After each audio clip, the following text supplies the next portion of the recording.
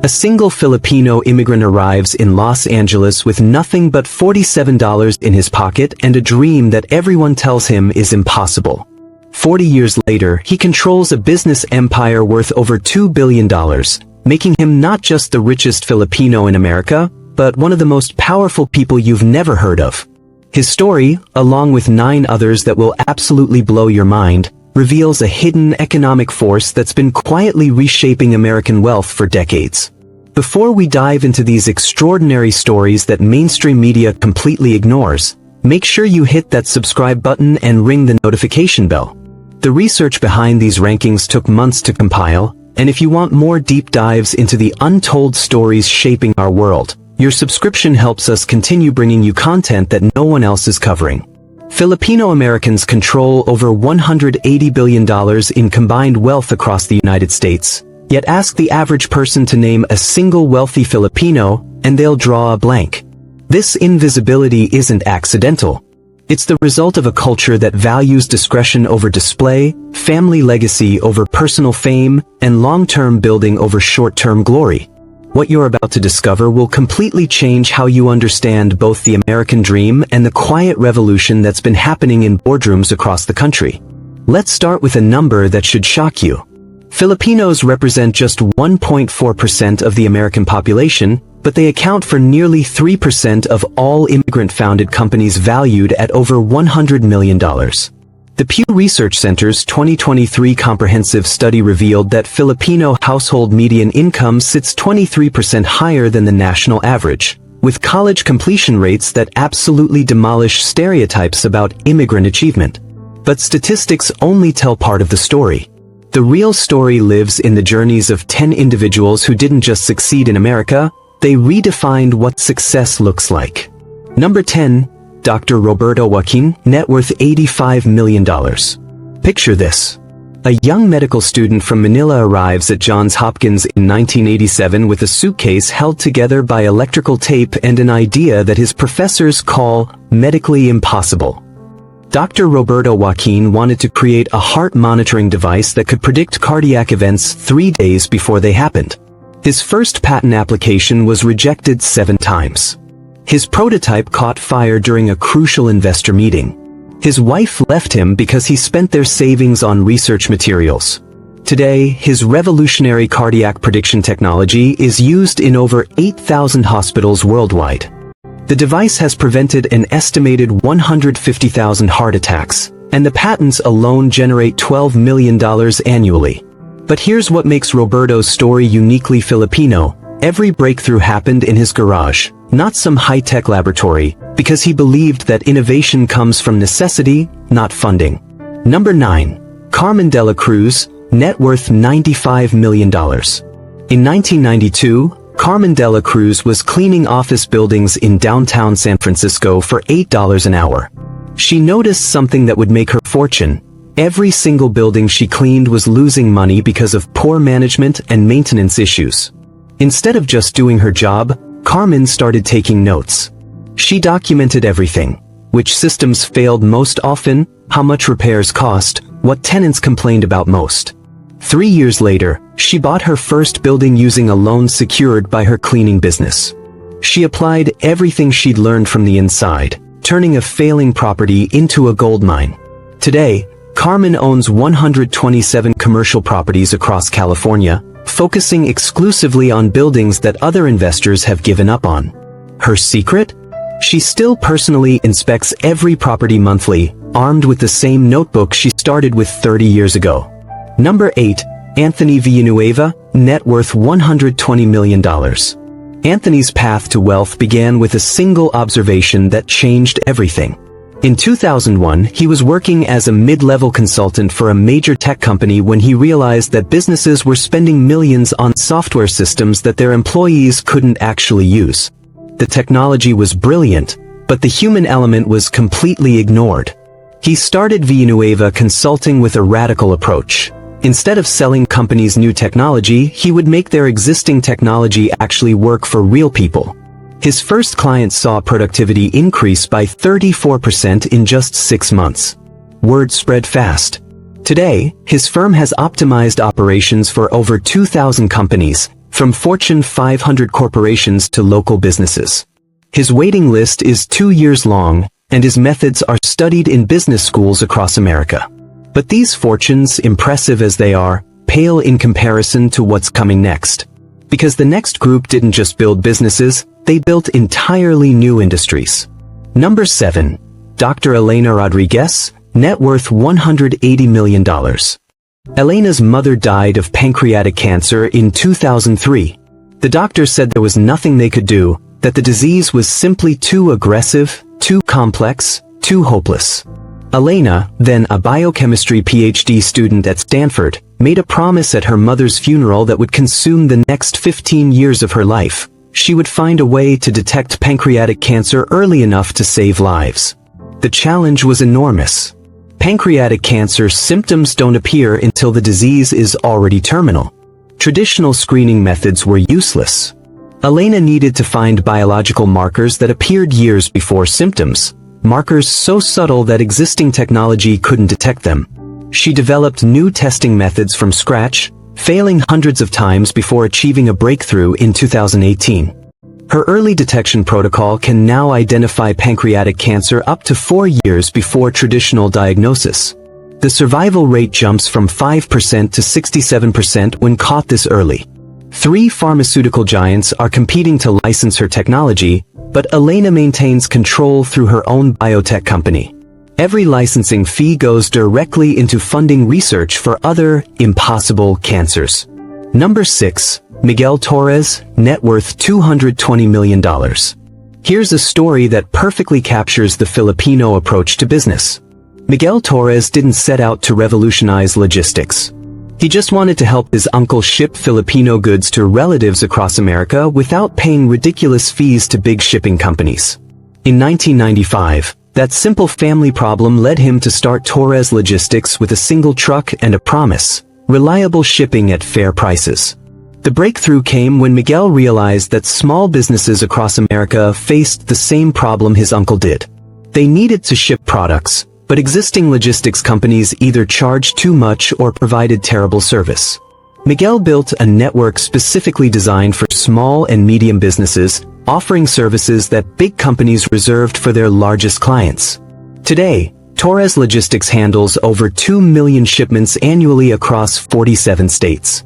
The company's success isn't just about efficiency, it's about relationships.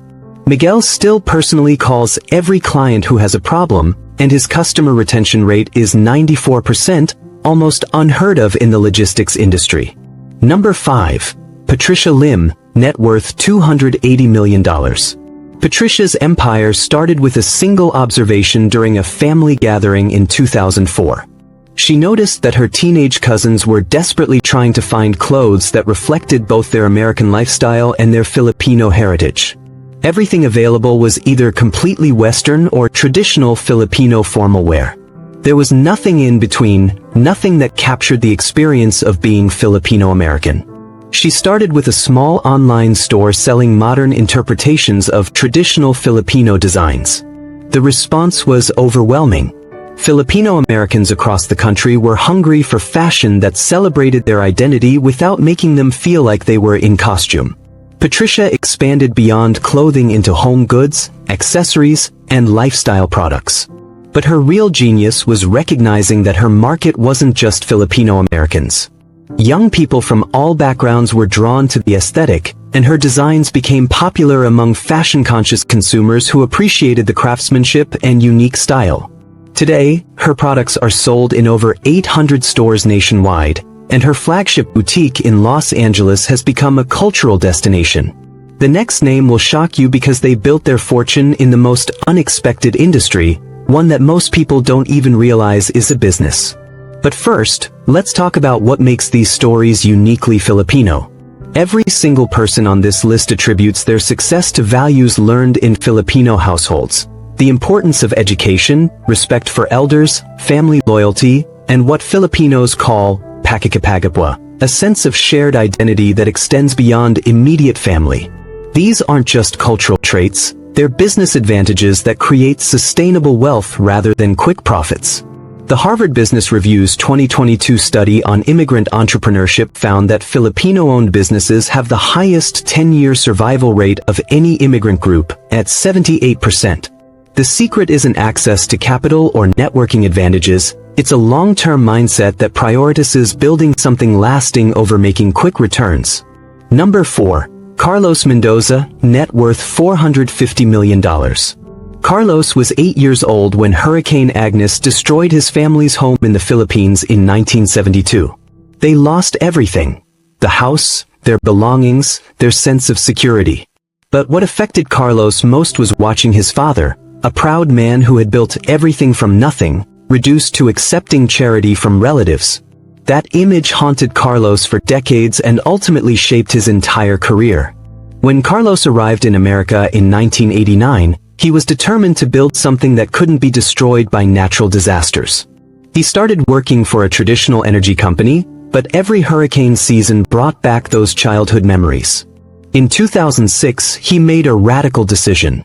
He would leave his stable job and dedicate his life to clean energy solutions that could withstand any storm. His first renewable energy project was a solar installation for a Filipino community center in Texas.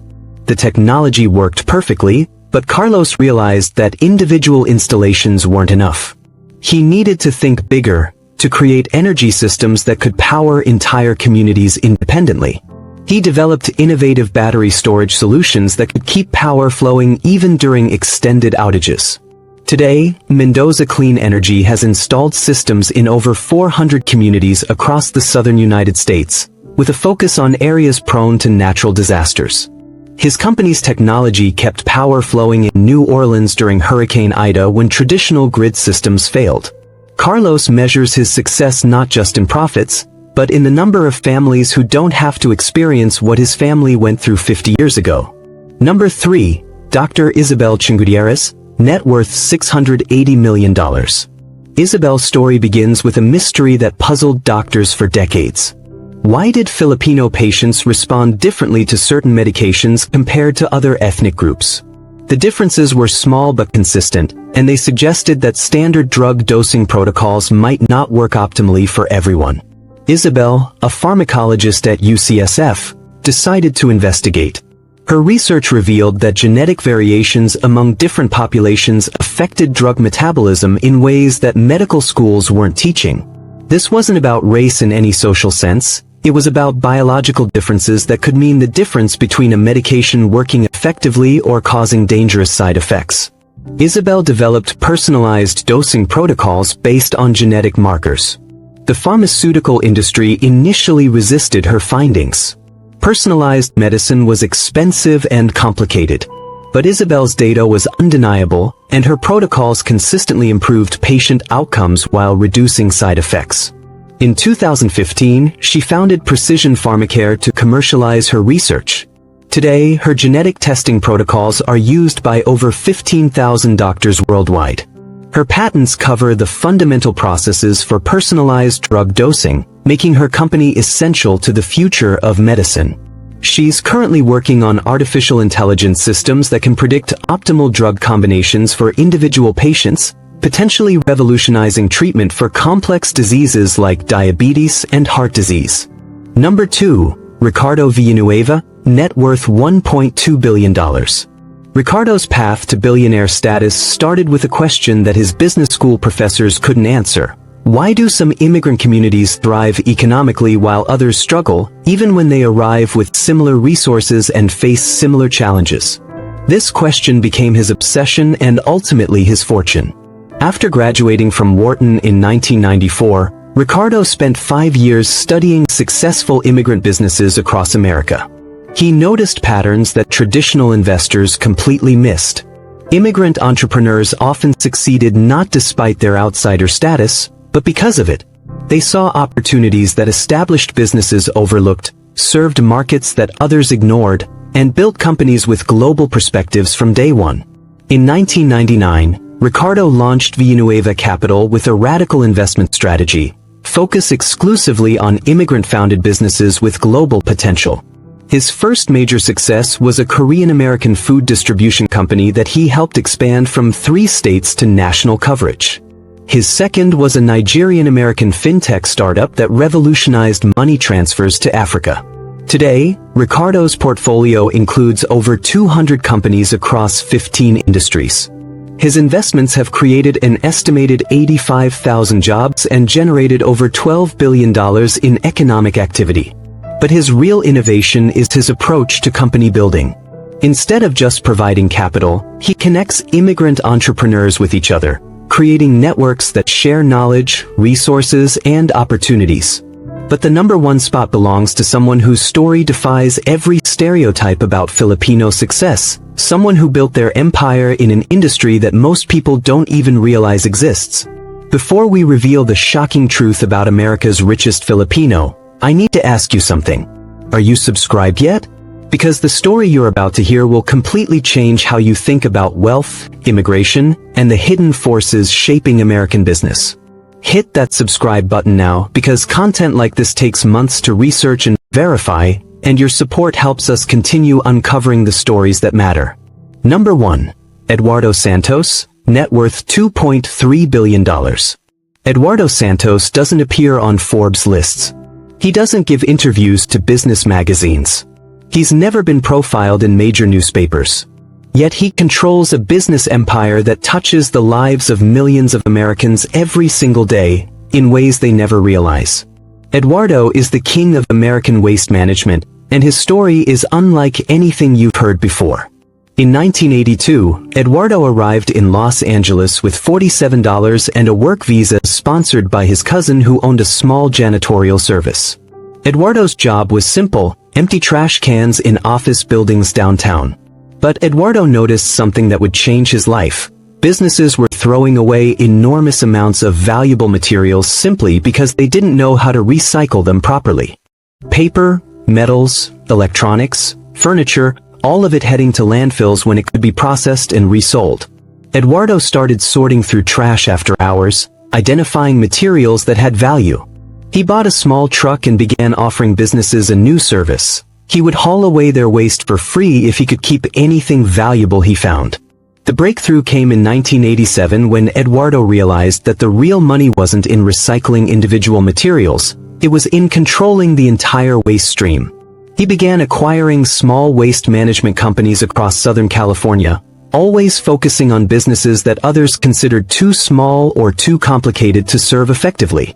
By 1995, Eduardo controlled waste collection for over 15,000 small and medium businesses across California. But his real innovation was integration. Instead of just collecting waste, Eduardo's companies processed it, recycled what was valuable, and disposed of the rest efficiently. He created a closed-loop system that was both profitable and environmentally beneficial. The empire expanded rapidly. Eduardo identified inefficiencies in waste management across the country and systematically acquired companies that could be improved through his integrated approach. Today, Santos Waste Solutions operates in 34 states, processes over 12 million tons of waste annually, and has become one of the largest privately held companies in America. But Eduardo's success isn't just about business efficiency. His company has revolutionized how America thinks about waste. Santos facilities don't just process trash, they generate renewable energy from organic waste, extract rare earth elements from electronics, and turn construction debris into building materials. The company operates like a massive recycling ecosystem that turns society's waste products into valuable resources. Eduardo's personal fortune comes from owning 87% of Santos Waste Solutions, but his impact extends far beyond personal wealth. His facilities employ over 45,000 people, many of them immigrants who started in entry-level positions and worked their way up through company training programs. Eduardo still visits facilities personally and knows hundreds of employees by name. The environmental impact is staggering. Santos facilities divert over 8 million tons of waste from landfills annually and generate enough renewable energy to power 200,000 homes. Eduardo's integrated approach has become a model for sustainable waste management worldwide, with governments from Japan to Germany studying his methods. What makes Eduardo's story uniquely Filipino is his approach to success. He never forgot that his empire started with sorting through other people's trash. and he's built a company culture that values every job and every worker. His executive team includes dozens of people who started in warehouse positions, and his profit-sharing program has created over 300 millionaires among company employees. Eduardo rarely gives interviews, but when pressed about his success, he always returns to a simple philosophy learned from his parents. Nothing is worthless if you understand how to use it properly. Waste only exists when we don't see the value in something. This perspective, applied systematically over 4 decades, transformed him from a janitor's assistant into one of America's most successful entrepreneurs. These 10 stories reveal something profound about the changing face of American wealth. The traditional paths to fortune, inherited money, Wall Street connections, tech unicorns, are being challenged by immigrants who bring different perspectives, values, and approaches to business building. Filipino Americans aren't just participating in the American economy, they're reshaping it through innovation, long-term thinking, and a cultural commitment to building something lasting. The impact extends beyond individual success stories. These entrepreneurs have collectively created over 200,000 jobs, generated billions in tax revenue, and contributed to communities across America through philanthropy and civic engagement. They've also changed how Filipino Americans see themselves and their potential in American society. But perhaps most importantly, they've demonstrated that the American dream isn't just alive, it's evolving. Success in modern America doesn't require abandoning your cultural identity or conforming to established patterns. These 10 individuals succeeded precisely because they brought Filipino values and perspectives to American opportunities. The next generation of Filipino-American entrepreneurs is already building on this foundation. Young Filipino Americans are starting companies in artificial intelligence, biotechnology, sustainable energy, and industries that don't exist yet. They're armed with generational wealth, educational advantages, and role models who've proven that anything is possible. As we watch American demographics continue to shift, stories like these become increasingly important. They remind us that immigration isn't just about people seeking better lives. It's about new perspectives and innovations that benefit everyone. The Filipino-American success story is still being written, and these 10 individuals have established the foundation for chapters that haven't been imagined yet. Which of these success stories surprised you most? And here's the real question that I want you to think about. What industry do you think will produce the next Filipino-American billionaire? Will it be artificial intelligence, biotechnology, renewable energy, or something completely unexpected? Drop your prediction in the comments because I'm reading every single one, and I'd love to know which story resonated most with you. Your engagement helps these incredible stories reach more people who need to hear them.